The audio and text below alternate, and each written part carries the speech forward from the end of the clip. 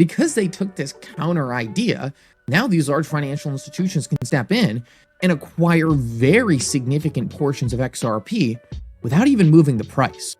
Yes, you heard that correctly. Because Ripple can do these deals OTC, they can get these tokens in the hands of financial institutions that want to hold these tokens for the long run in a way where these financial institutions don't have to go to public markets, don't have to move the price, and they can acquire billions of XRP without even people knowing about it. You know, that was that boy Mickle. Mickle's a stalwart in this space. Matter of fact, he's one of the first influencers I followed when I started following XRP.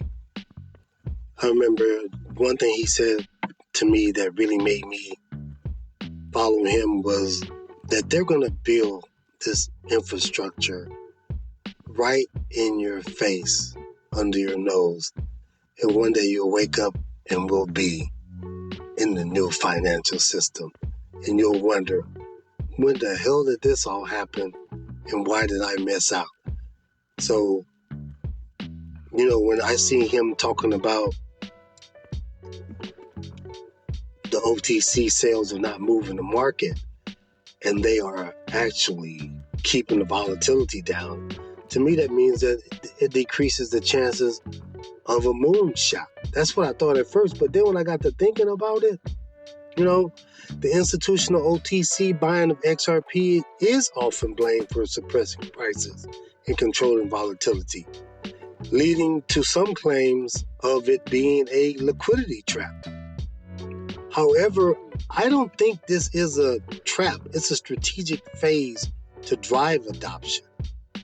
Current prices, they're around $2.21, and they're deliberately low to make acquisition affordable for institutions, encouraging widespread use in cross-border payments. For example, $1.50 XRP. Say you had a $200 million investment. That would buy you about 133 million XRP.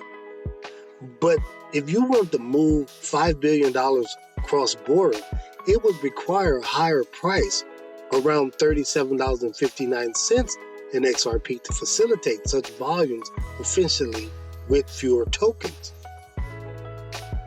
Low prices are counterintuitive for XRP's utility as a bridge currency, as they limit its capacity to handle large-scale transactions like Swift's $100 to $200 billion daily flows. So instead, affordable prices incentivize institutions to build liquidity pools, as seen with partners like Santander SBI Holdings using Ripple's ODL. But once adoption scales, you know, when they start using the whole 300 financial institutions on RippleNet, demand can outstrip the 58.8 billion circulating supply, driving prices higher, potentially to $10 to $15 with ETF inflows.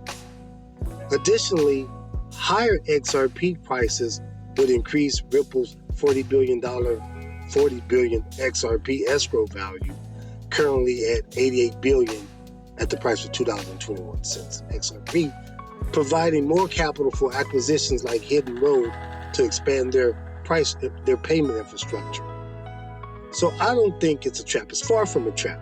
Low prices are a temporary tactic to bootstrap adoption, setting the stage for XRP's endgame as a global liquidity solution.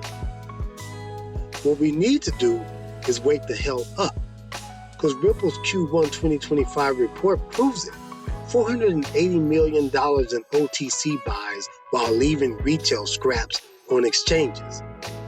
Chain analysis tracks 37 mega wallets hoarding 11.2 billion XRP. That's 20% of the circulating supply locked in institutional vaults. This isn't accumulation. It's daylight robbery. In Basel III's 2025 liquidity rules, well, they're about to turn these thieves into desperate buyers when they realize their own OTC stashes can't cover 1 hour of global payments. And $15, that ain't nothing but pocket change. You know, here's the real man. SWIFT moves 7.5 trillion daily. To handle just 1%, which would be 75 billion, XRP needs a $375 billion liquidity pool, right? Well, they need $375 billion in liquidity.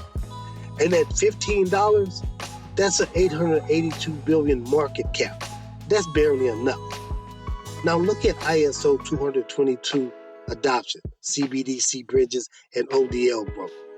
$15 isn't a moon target. It's the bare damn minimum. Anything less and the system is going to collapse. The real number, it's got to be triple digits or bust. Can't be less than $100. And that's just the start. The Fed's nightmare is XRP is their only way out. Fed now takes 10 seconds for USD only. Meanwhile, the Bank of America's patent literally uses XRP for cross-border settlements. The DTCC blockchain trials prove legacy systems are obsolete. And Jamie Dimon, he can crawl all he wants. When the next liquidity crisis hits, XRP's 3-second settlements will be the only life raft he sees. The feds know it. The banks know it. And if you don't know it, you'll know it soon enough. And we all know. The elephant in the room is that the SWIFT's death clock is ticking. Visa, 24,000 transactions per second. XRP, 1,500 transactions per second, but scalable to 50,000. SWIFT, a pathetic 500 messages per second. And they're not even sending money. They're just straight messages. They send the message to the bank to send the money. And then that bank goes, they relay it bank to bank or through the system from this bank to this bank to this bank. XRP settles in 3 seconds while SWIFT takes days, up to 72 hours sometimes. What is that, 3 days? And that's even if the money gets there. BIS mandated 60-second settlements by 2027. SWIFT won't make it. Oh yeah, the corpse is still twitching, but XRP has already won. I think shorts are digging their own grave. $240 million in XRP futures short on CME.